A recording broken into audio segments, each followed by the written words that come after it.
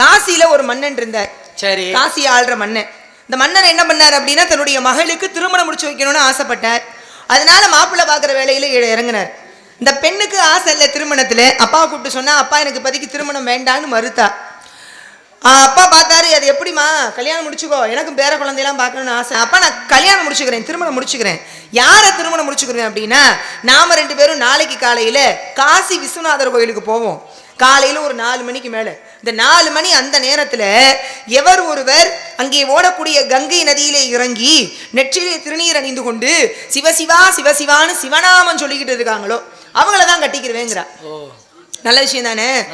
இப்படி 2 பேரும் பேசிக்கிருந்தாங்கல்ல, 2 பேரும் பேசிக்கிருந்தத இந்த அரண்மனைக்கு திருட வந்த ஒரு திருடன் கேட்டுட்டான். திருடன் கேட்டான். ஆமா. சரி. அவன் வந்தது திருடுறதுக்கு வந்தான்.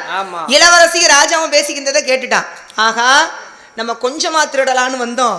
இந்த பெண்ணு சொல்றது மாதிரி நாளைக்கு 4 மணிக்கு காலையில போய் கங்கையில இறங்கி நெட்டில திருநீரிட்டுக்கிட்ட சிவசிவான்னு சொன்னா இந்த இளவரசி நம்மளை கட்டிக்கிடுவாளாமே, இவளே நம்மளை கட்டிக்கிட்டா அந்த நாட்டுக்கே நம்ம தானே மண்ணு, வேற என்ன வேணும் அப்படின்னு நம்மளால 12 மணிக்கே கிளம்பி போயிட்டான். ஆஹா. ஆமா, காலைல 4 மணிக்கு தான் இருந்தாலும் இளவரசியை கிடைக்க போறாளே. 12 மணிக்கெல்லாம் கிளம்பி போய் அந்த குளூர்ல கங்கையில இறங்கி நெத்தியில திருநீர் இட்டுக்கிட்டு சிவசிவா சிவசிவான்னு சொல்லிக்கிட்டே நின்றா.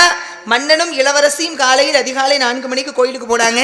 போய் பார்த்தா இந்த திருடன் உள்ள இறங்கி சிவசிவான்னு சொல்லிக்கிட்டு இருந்தா. மன்னனுக்கு மகிழ்ச்சி. ஆஹா, நம்ம மகளுக்கு மாப்பிள்ளை கிடைச்சிட்டான், நம்ம அவ சொன்ன மாதிரி நிபந்தனைகளோடு மாப்பிள்ளை கிடைச்சிட்டாரு, சிவனடியாரே மாப்பிள்ளையா கிடைச்சிட்டாருன்னு கரையில் நின்று சிவனடியாரே கரையேறி வாருங்கள், என்னுடைய மகளை திருமணம் முடித்துக் கொள்ளுங்கன்னு கூப்பிடுறாரு.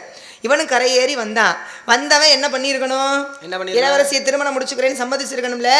ஆனா இவன் சொன்னானா, எனக்கு உங்க மக வேணான்னா. இவருக்கு ஒண்ணுமே புரியல. என்ன இளவரசியை கட்டிக்கிட்டா நீங்க மன்னன் ஆகலாம், வேணாங்கிறீங்களே, ஏன் சிவனடியாரேன்னு கேட்க. அப்பதான் அவன் சொன்னானா, நீங்க நினைக்கிற மாதிரி நான் சிவனடியாரெல்லாம் கிடையாது. நேற்று ராத்திரி உங்க வீட்டுக்கு அரண்மனைக்கு திருட வந்தேன். திருட வந்த இடத்துல 2 பேரும் பேசிக்கிருந்ததை கேட்டேன். கேட்டதுனால சிவனை கும்பிட்டா உங்க மக கிடப்பான்றதுக்காக இதுகால வரைக்கும் நான் சிவனை வணங்கினதே கிடையாது. நேற்று ராத்திரியில இருந்து தான் திருநீரிட்டுக்கிட்டு சிவசிவா சிவசிவான்னு சொல்றேன். இப்ப ஏன் உங்க மகளை நான் திருமணம் முடிச்சுக்க மாட்டேன்னு சொல்றேன் தெரியுமா? நான் இதுகால வரை சிவனை வணங்கியதே கிடையாது.